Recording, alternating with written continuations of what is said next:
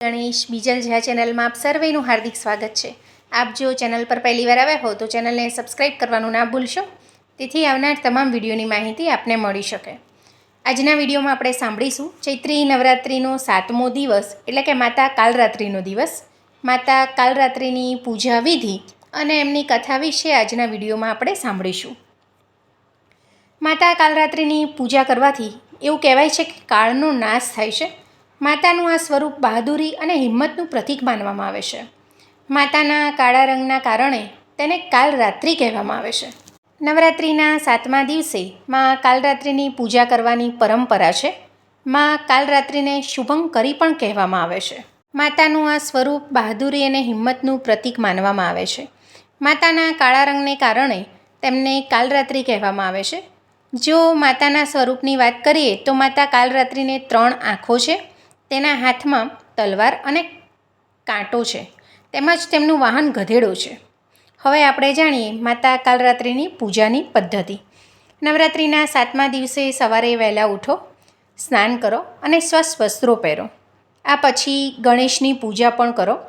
આ પછી ધૂપ અને દીવો પ્રગટાવો।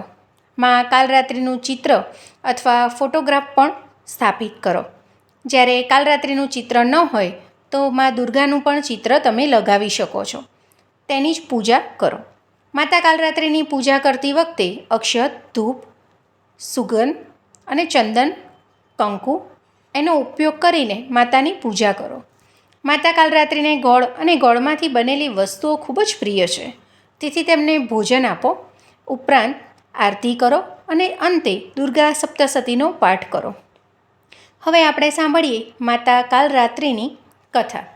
દેવી ભાગવત પુરાણ અનુસાર કાલરાત્રિને કાલીનું સ્વરૂપ માનવામાં આવે છે। આ કળિયુગમાં કાલી માં દ્રશ્યમાન પરિણામ આપવા જઈ રહ્યા છે। કાલી, ભૈરવ અને હનુમાનજી જ એવા દેવી દેવતાઓ છે જે જલ્દી જાગૃત થઈને ભક્તને મનોવાંછિત ફળ આપે છે।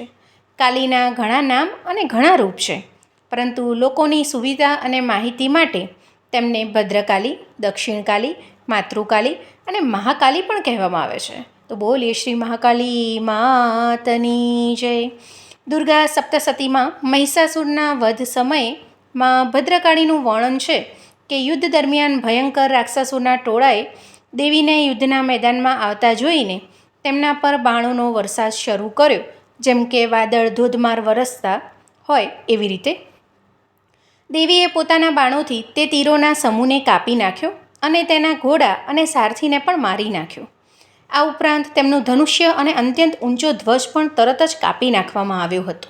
જ્યારે ધનુષ્ય કાપવામાં આવ્યું ત્યારે તેણે તેના તીર વડે તેના અંગોને વીંધી નાખ્યા અને ભદ્રકાળી પર હાથા વડે હુમલો કર્યો હતો।